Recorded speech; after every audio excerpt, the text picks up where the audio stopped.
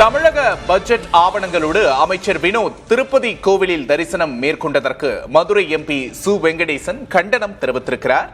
வினோத்தின் செயலுக்கு சு வெங்கடேசன் கண்டனம் தெரிவித்திருக்கிறார். அண்மை செய்தியாக பார்க்கிறோம். கூடுதல் விவரங்களை செய்தியாளர் வீரகுமாரிடம் கேட்டு பெறலாம். வீரகுமார், சு வெங்கடேசன் என்ன கூறியிருக்கிறார்? கூடுதல் விவரம்.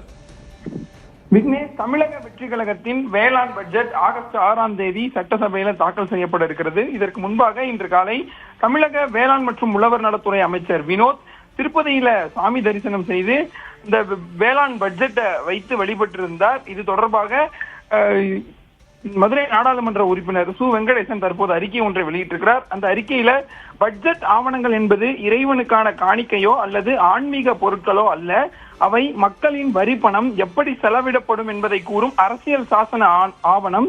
தனி மனிதர்களின் மத நம்பிக்கைக்கு அரசியல் ஆவணங்களை காணிக்கையாக்குவது அரசியல் சட்ட விரோதம் என அமைச்சர் வினோத்தினுடைய செயலை கண்டித்து மதுரை நாடாளுமன்ற உறுப்பினர் சு வெங்கடேசன் கண்டன அறிக்கையை குறிப்பிட்டிருக்கிறார். குறிப்பாக 6ஆம் தேதி வேளாண் பட்ஜெட் தாக்கல் செய்யப்பட்டிருக்கிறது. முதல் முறையாக ஆந்திர மாநிலம் திருப்பதியில வேளாண் பட்ஜெட்டை வைத்து தரிசனம் செய்தது இதுவே முதல் முறை என பலரும் தெரிவிக்கக்கூடிய சூழ்நிலையில பல்வேறு தரப்பிலிருந்து இதற்கு கண்டனங்கள் வந்து கொண்டிருக்கிறது. இந்நிலையில் மதுரை நாடாளுமன்ற உறுப்பினர் சு வெங்கடேசன் தனி மனிதர்களின் மத நம்பிக்கைக்கு அரசியல் ஆவணங்களை காணிக்கையாக்குவது அரசியல் சட்ட விரோதம் என கண்டன அறிக்கையை குறிப்பிட்டிருக்கிறார். விவரங்களுக்கு நன்றி வீரகுமார்.